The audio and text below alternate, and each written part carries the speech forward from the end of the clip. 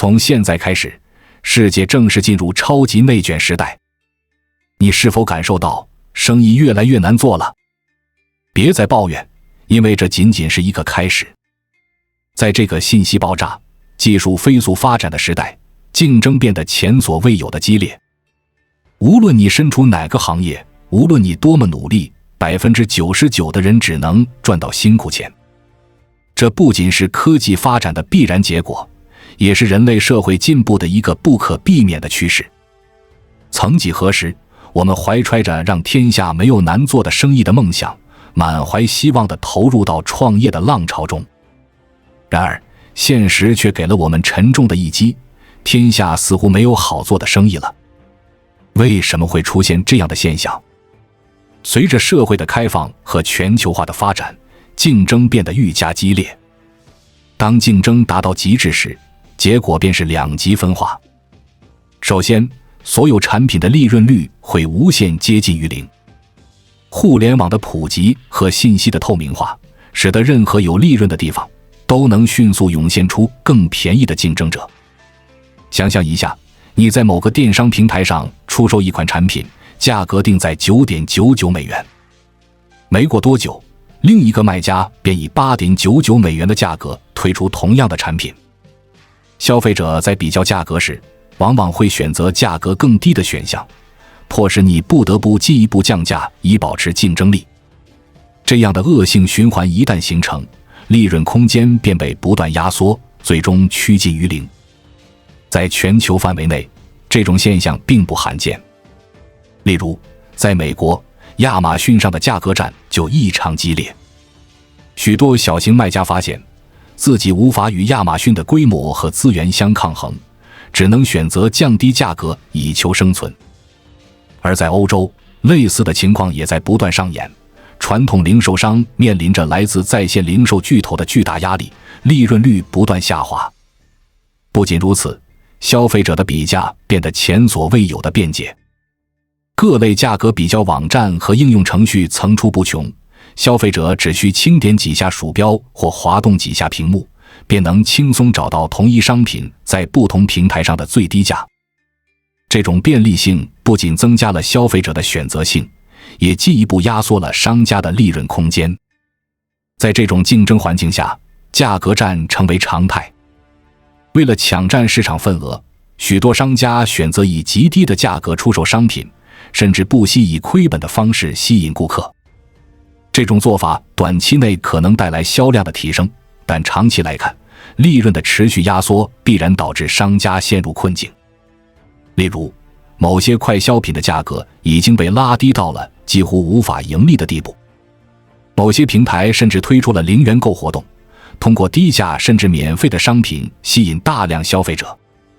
这种做法不仅削弱了商家的盈利能力，也加剧了市场的饱和度，使得整个行业的利润空间不断被侵蚀。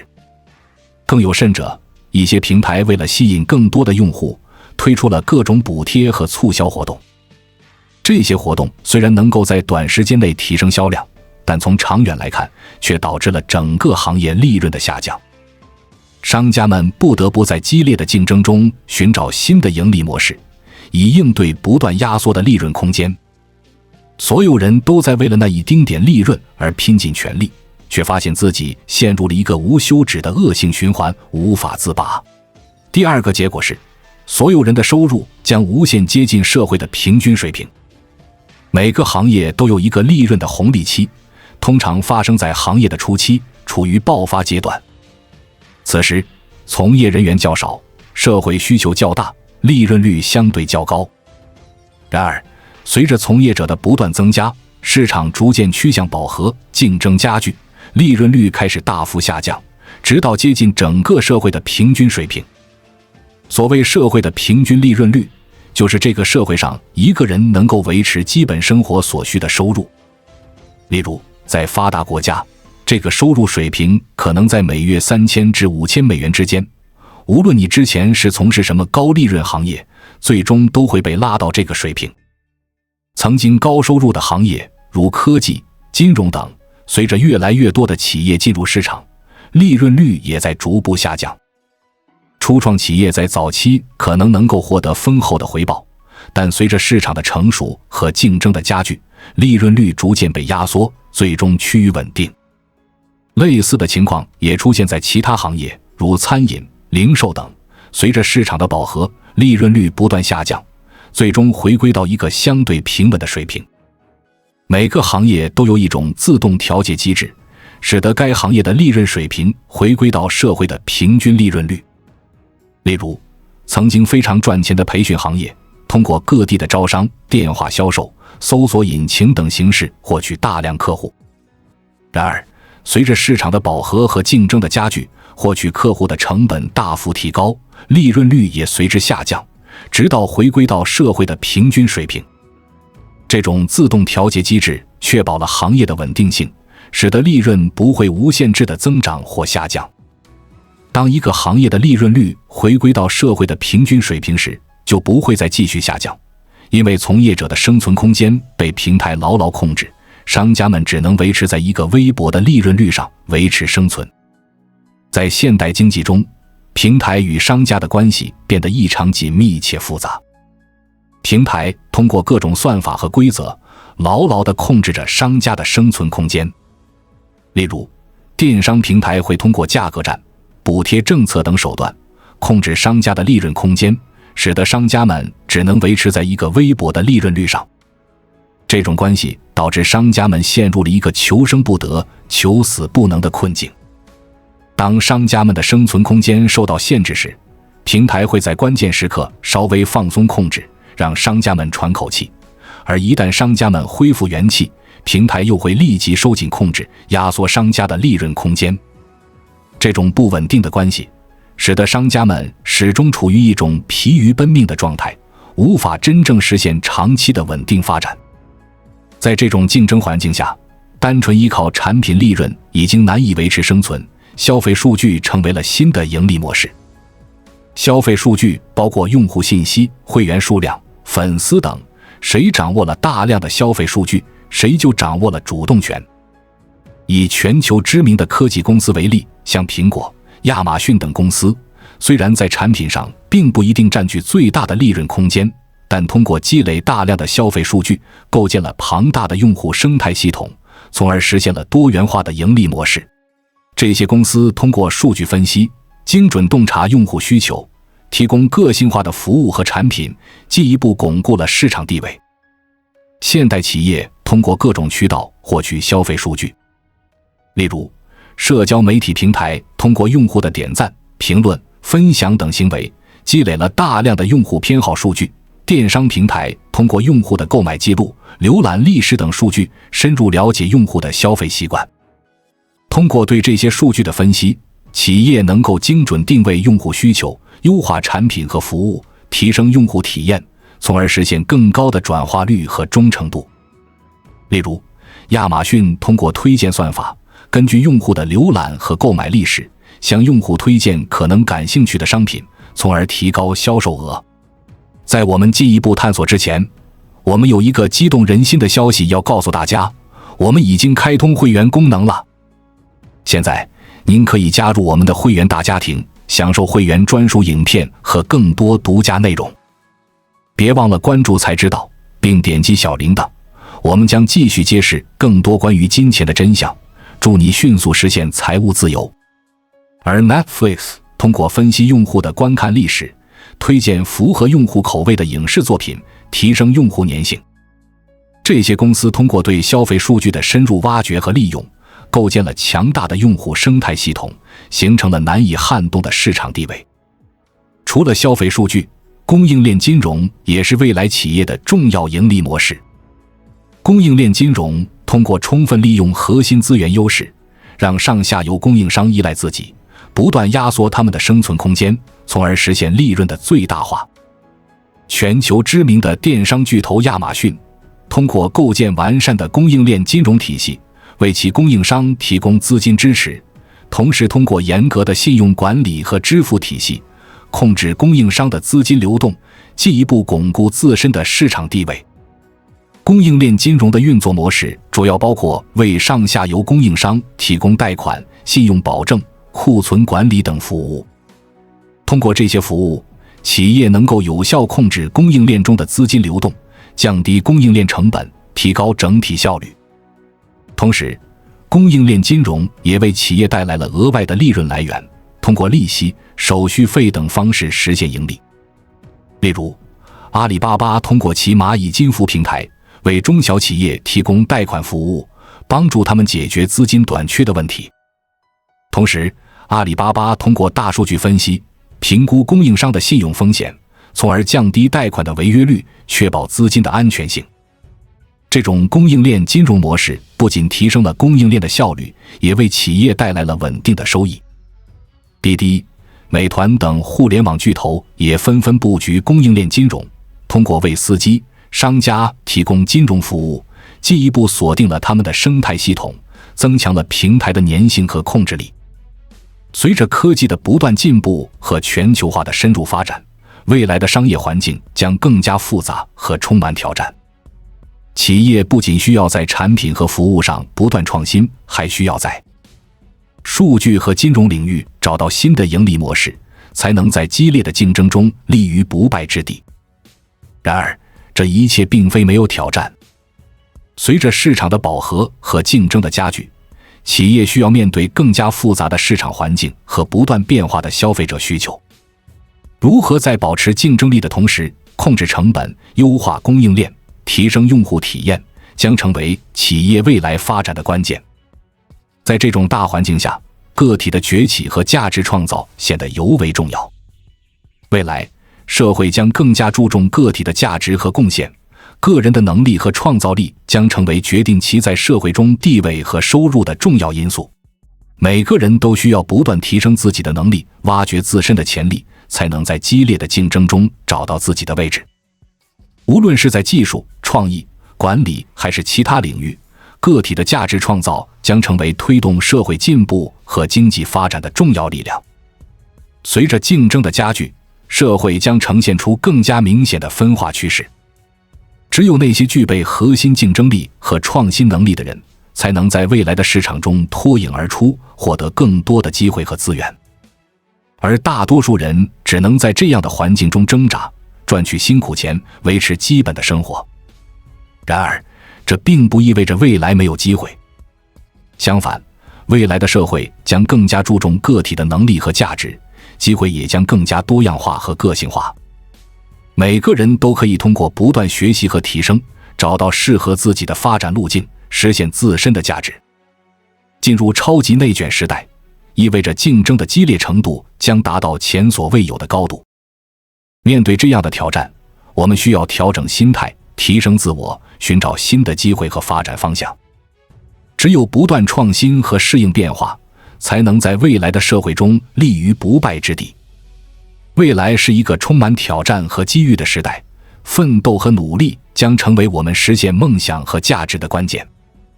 无论前路多么艰难，只要坚持不懈，我们终将迎来属于自己的辉煌时刻。随着社会的物质产品极大丰富，未来会有很多商家会用低利润甚至负利润的产品去交换消费数据，吸引大家聚集而来，然后靠经营这些庞大的用户去赚钱。因为未来最值钱的东西就是消费大数据。这种模式不仅改变了商业的运作方式，也深刻影响了消费者的行为和市场的结构。通过低价吸引用户，积累数据，再通过数据分析和挖掘，实现精准营销和个性化服务，企业不仅提高了效率，也大幅提升了用户粘性。可喜的是，未来越来越多的产品都是零利润或者是免费提供的，这就是马克思所说的按需分配。随着物质的丰富，我们一定能进入这个状态。然而，悲哀的是，只有平台型企业和头部企业才能赚到大钱，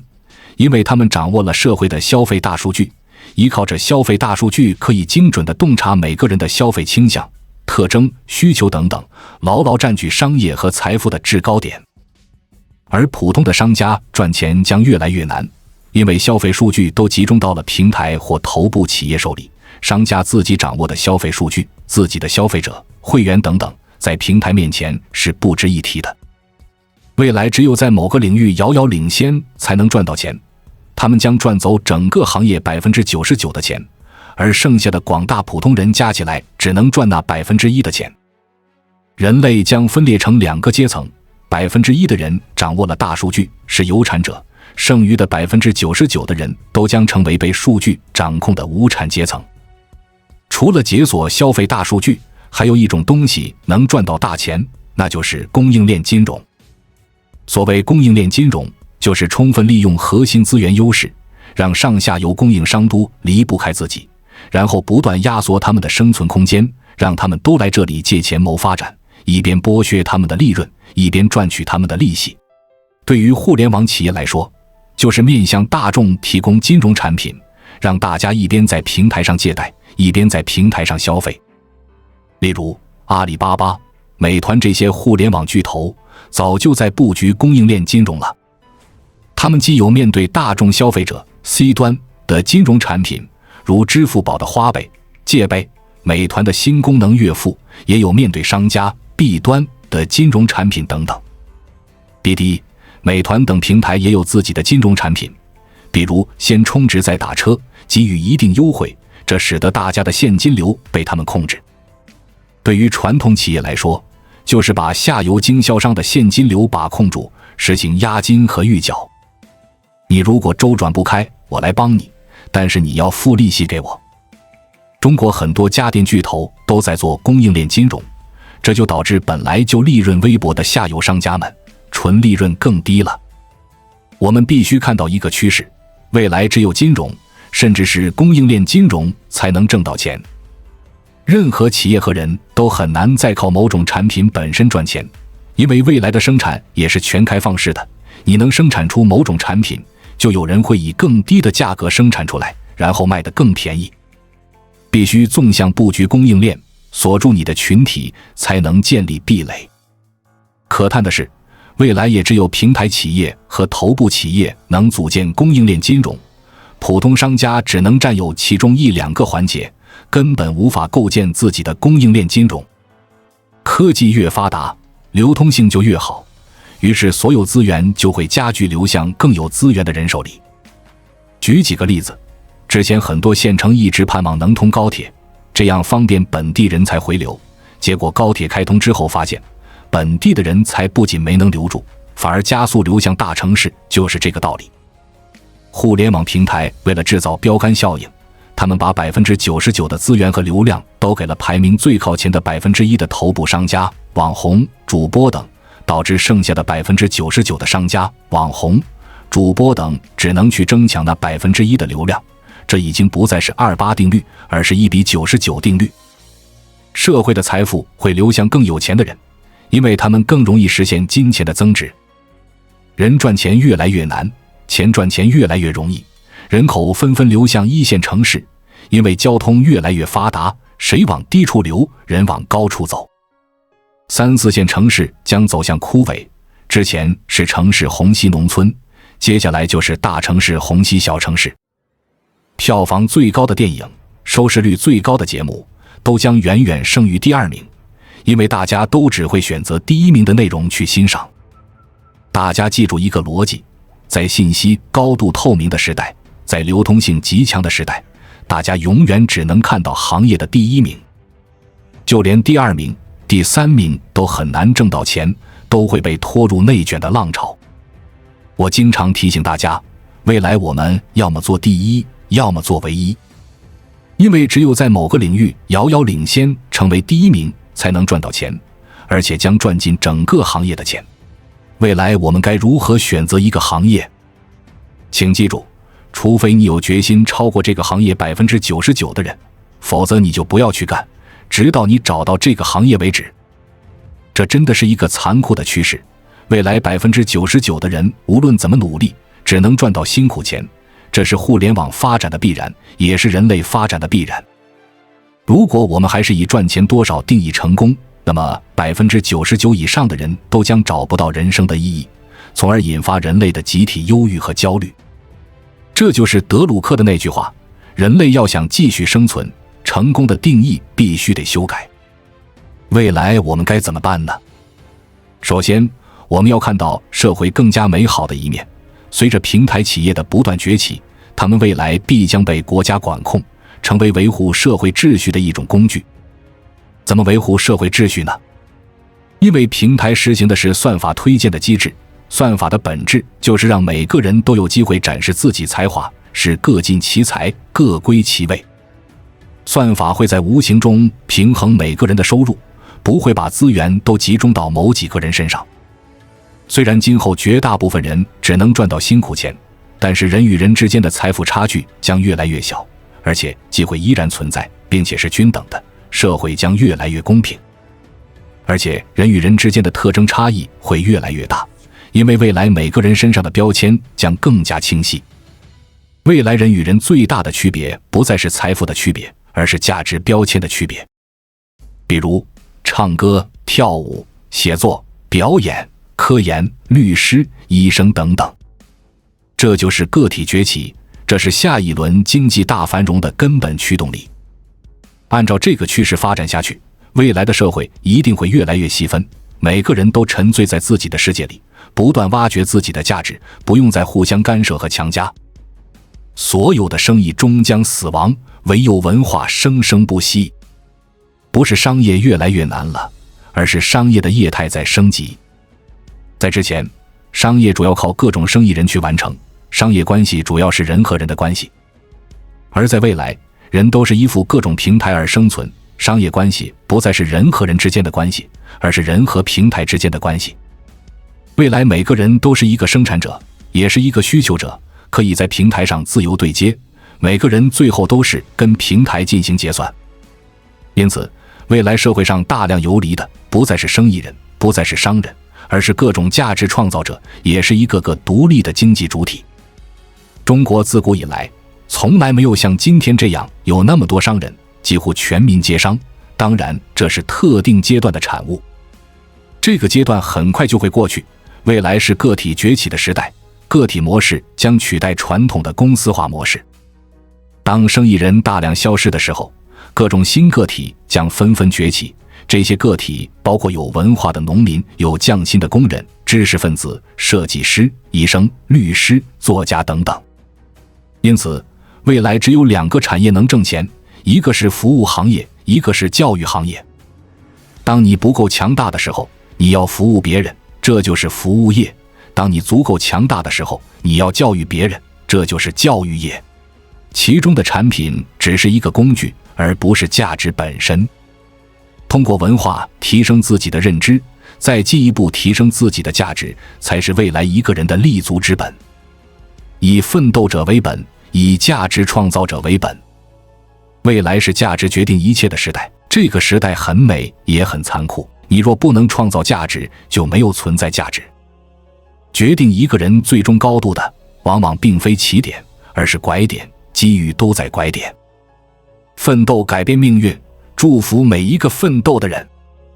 这一切都是科技与资本共同作用的结果。科技的发展让生产效率大幅提升，但也让劳动力的价值被进一步压缩。资本的运作让财富更加集中，但也让普通人的生存空间被不断挤压。平台企业通过掌握数据和金融工具，进一步巩固了自身的垄断地位，而普通人则被迫在这场看不见的战争中挣扎求生。未来的商业环境将更加复杂，竞争将更加激烈。只有那些具备核心竞争力和创新能力的企业和个人，才能在这场超级内卷中脱颖而出。而大多数人将只能在这样的环境中挣扎，赚取辛苦钱，维持基本的生活。面对这样的现实，我们需要重新审视自己的价值和追求，找到适合自己的发展路径，提升自己的能力和创造力，才能在未来的社会中找到自己的位置，实现自己的价值。未来的社会将更加注重个体的能力和价值，每个人都需要不断学习和提升，才能适应不断变化的市场需求。无论是技术、创意、管理还是其他领域，个体的价值创造将成为推动社会进步和经济发展的重要力量。只有不断提升自己的能力，挖掘自身的潜力，才能在激烈的竞争中找到自己的位置，实现自身的价值。总而言之，进入超级内卷时代，意味着竞争的激烈程度将达到前所未有的高度。面对这样的挑战，我们需要调整心态，提升自我，寻找新的机会和发展方向。只有不断创新和适应变化，才能在未来的社会中立于不败之地。未来是一个充满挑战和机遇的时代，奋斗和努力将成为我们实现梦想和价值的关键。无论前路多么艰难，只要坚持不懈，我们终将迎来属于自己的辉煌时刻。科技的进步和全球化的发展带来了前所未有的机遇，同时也带来了前所未有的挑战。我们必须清醒地认识到，未来的商业环境将更加复杂，竞争将更加激烈，只有不断提升自己的能力和价值，才能在这场超级内卷中找到自己的位置，实现自己的梦想和价值。面对这样的现实，我们需要调整自己的心态，重新审视自己的价值和追求。不要再抱怨生意不好做，而是要积极寻找新的机会和发展方向，提升自己的能力和创造力，才能在未来的社会中立于不败之地。只有不断创新和适应变化，才能在这场超级内卷中脱颖而出，赢得属于自己的辉煌时刻。未来的社会将更加注重个体的能力和价值，每个人都需要不断学习和提升，才能适应不断变化的市场需求。无论是技术、创意、管理还是其他领域，个体的价值创造将成为推动社会进步和经济发展的重要力量。只有不断提升自己的能力，挖掘自身的潜力，才能在激烈的竞争中找到自己的位置，实现自身的价值。奋斗改变命运，这是一个永恒不变的真理。在超级内卷时代，奋斗不仅是个人实现价值的途径，更是推动社会进步的动力。无论前路多么艰难，只要坚持不懈，我们终将迎来属于自己的辉煌时刻。祝福每一个奋斗的人，愿你们在这场超级内卷中找到自己的位置，实现自己的梦想，创造属于自己的辉煌。关注我，我是才知道，带你解锁更多金钱的真相。